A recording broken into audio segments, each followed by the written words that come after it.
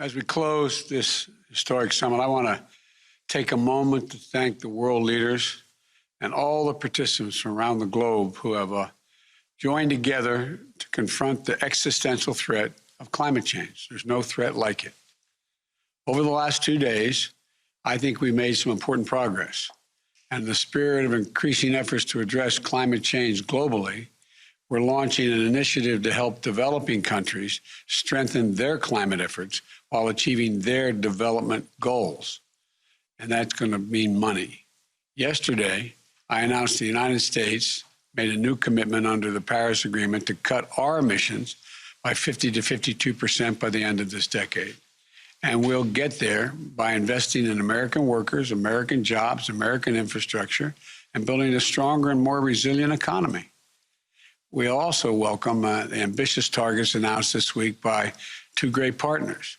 My good friend, the Prime Minister of Japan, Prime Minister Suga, announced that Japan will cut emissions by up to 50% below the 2013 levels, almost doubling their current target. Prime Minister Trudeau, another good friend from Canada, will reduce emissions by as much as 45% below the 2005 levels. These announcements came on top of a demonstrated leadership and strong existing targets set by the European Union and the United Kingdom.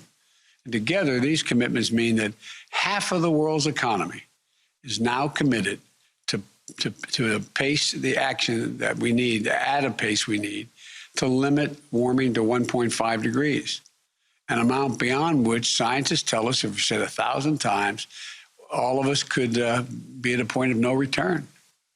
We also heard encouraging news, announcements from Argentina, Brazil, South Africa, and South Korea. And I'm looking forward to working with India's Prime Minister Modi in a new partnership to achieve our climate and energy goals, making this a core pillar of our bilateral cooperation. And the commitments we've made must become real.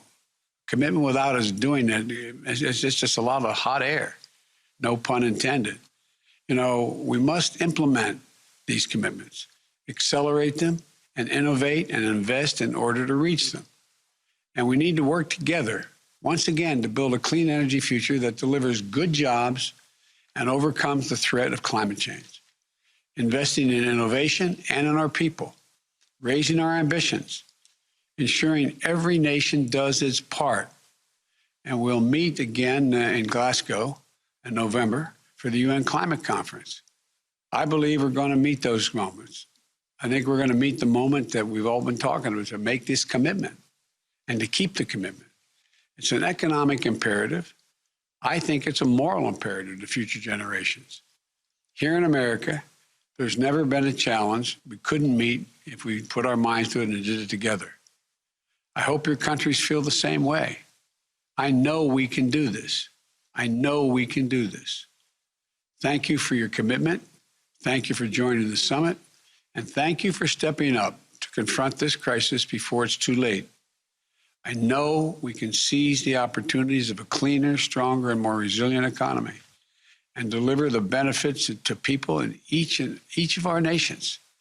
So I look forward to working alongside you to confront the climate crisis, to build a better world for all of our children and grandchildren.